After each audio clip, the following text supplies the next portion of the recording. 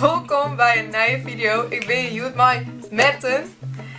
En hij is Duits. So, the video is going to be gedeeltelijk Engels. En Joet gaat me eten proeven uit Friesland en Nederland.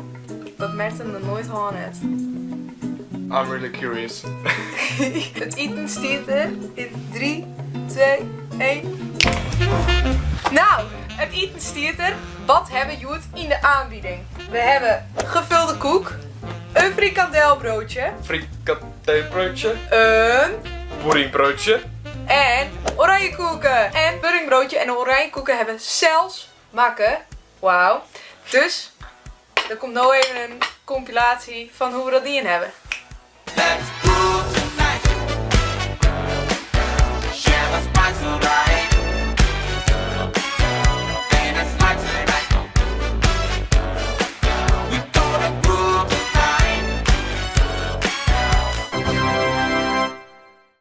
Oké, Merten is het meest bang voor het frikandelbroodje.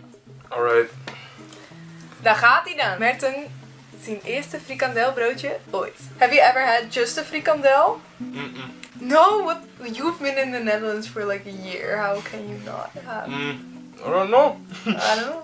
It's way better than it looks. Okay. It's still nothing I would buy.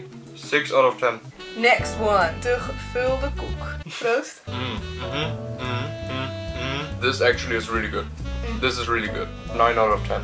This is like really good. Oké, dat is het notitie van oranjekoek. Yes! De oranjekoek hebben we dus zelf maken. En ja, de slagrem is een beetje inkakt.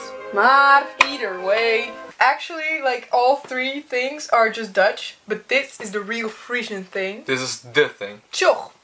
Toch. Wow.